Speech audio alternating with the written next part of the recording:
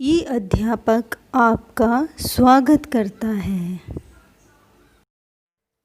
नमस्कार प्यारे बच्चों, आज मैं लेकर आई हूँ चिट्ठियों के सफ़र के प्रश्नोत्तर। शुरू करने से पहले गुजारिश है, मेरे चैनल को प्लीज़ सब्सक्राइब ज़रूर करें। पहला प्रश्न है, गांधी जी को सिर्फ उनके नाम और देश के नाम के सारे पत्र कैसे पहुँच गया होगा? उत्तर है, गांधी जी को देश का बच्चा बच्चा जानता है, तो डाकिये तो जानते ही होंगे, इसीलिए उनके नाम के सहारे ही पत्र पहुंच जाते थे। प्रश्न 2, अगर एक पत्र में पते के साथ किसी का नाम हो तो क्या पत्र ठीक स्थान पर पहुंच जाएगा?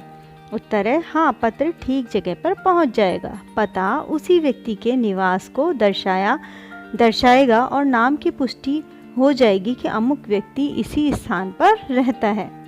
प्रश्न 3, नाम न होने से क्या समस्या आ सकती है? तो इसका उत्तर होगा, नाम न होने से पत्र सही व्यक्ति तक नहीं पहुंच पाएगा।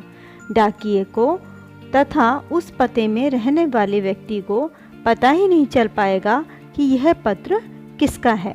प्रश्न 4, पैदल हरकारों को किस किस तरह की दिक्कतों का सामना करना पड़ता होगा? तो इसका उत्तर है, पैदल हरकारों को पैदल ही जाना पड़ता होगा। साथ ही सर्दी, गर्मी, बरसात हर मौसम का सामना करना पड़ता होगा। लंबी यात्रा में अत्यधिक थक जाते होंगे। पथरीले रास्ते पर चलने के कारण उस मार्ग में कई प्रकार की समस्याएं आती होंगी। जंगली जानवरों का सामना करना पड़ता होगा। मार्ग में चोर डाकुओं का भी डर रहता होगा। तो प्यारे बच्चों, मेरे चैनल को प्लीज़ अभी सब्सक्राइब कर दें और बेल आइकन को भी बजा दें।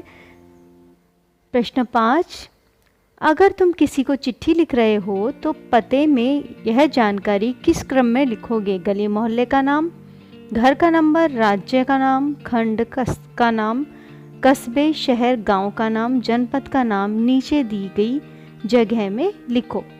तो अब मैं आपको बताती हूँ कि इसको कैसे लिखा जाएगा। तो इसका उत्तर होगा, सबसे पहले हम घर का नंबर लिखेंगे, उसके बाद गली या मोहल्ले का नाम लिखेंगे यानी स्ट्रीट का नाम, उसके बाद खंड यानी ब्लॉक का नाम लिखेंगे, उसके बाद अपने शहर, कस्बे या गांव का नाम, जनपद का नाम, फिर राज्य का नाम और उसके बाद हम लिखेंगे पिन कोड क्रमांक। तुमने इस क्रम में ही क्यों लिखा? तो इसके बारे में बताएंगे। इस क्रम में इसलिए लिखा है क्योंकि पत्र लिखते हुए छोटी इकाई से बड़ी भौगोलिक इकाई की ओर बढ़ते हैं।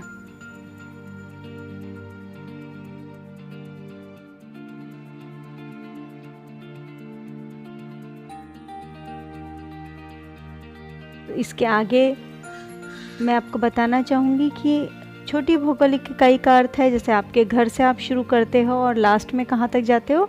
आपके स्टेट तक जाते हो।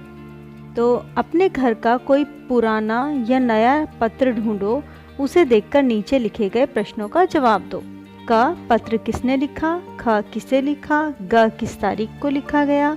घ, यह पत्र किस डाकखाने में किस तिथि को पहुंचा? और ड, यह उत्तर तुम्हें कैसे पता चला? तो इसका उत्तर जानेंगे हम अब। इसका उत्तर होगा क का प्रश्न है, पत्र किसने लिखा? तो इसका उत्तर है, जो आप अपना लेटर देखेंगे कि वो पत्र आपको किसने लिखा है, चाचा ने, दादा ने या किसी ने भी।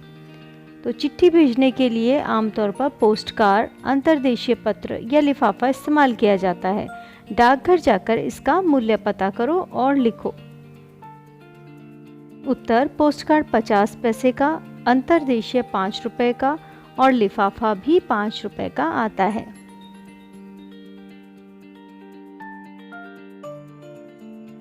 डाक टिकट इकट्ठा करो। 1 रुपए से लेकर 10 रुपए तक के डाक टिकटों को क्रम में लगाकर कॉपी पर चिपकाओ। इकट्ठा किए गए डाक टिकटों पर अपने साथियों के साथ चर्चा करो। तो इस तरह से आपको एक स्टैम्प कलेक्शन करना है। संगीतज्ञ, संगीत जानने वाला, संगीत कला में निपुण।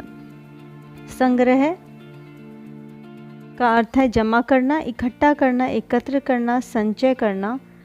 प्रश्न, आजकल पक्षियों के पंखों का संग्रह करने में लगा है। दूसरा, चिट्ठी, इकट्ठी की हुई चीज़ों का समूह या ढेर, संकलन, टिकट संग्रह या निबंध संग्रह। तो ये प्रकार हैं। फिर है संचार, किसी संदेश को दूर तक या बहुत से लोगों तक पहुंचाने की क्रिया या प्रणाली, उसी को कम्युनिकेशन या संचार कहते हैं। टेलीफोन, टेलीविज़न, सैटेलाइट आदि संचार के माध्यमों से दुनिया आज छोटी हो गई है। किसी चीज़ का प्रवाह, चलना या फैलना, जैसे शरीर में रक्त संचार या विद्युत का संचार होना।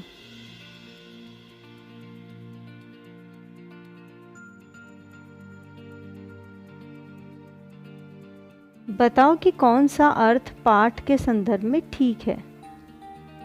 उत्तर है संचार का अर्थ किसी संदेश को दूर तक या बहुत से व्यक्तियों तक पहुंचाने की क्रिया पाठ के संदर्भ में ठीक है। ख, इस पन्ने को ध्यान से देखो और बताओ कि शब्दकोश में दिए गए शब्दों के साथ क्या क्या जानकारी दी गई है। शब्दकोश में दिए गए शब्दों के अर्थ, वाक्य प्रयोग, लिंग, वचन आदि की जानकारी दी गई है। इसी के साथ प्रश्नोत्तर समाप्त होते हैं। आशा है आपको अच्छा लगा होगा। प्लीज़ मेरे चैनल को सब्सक्राइब ज़रूर करें और बेल आइकन को क्लिक करें। हमारे चैनल को सब्सक्राइब करना ना भूलें।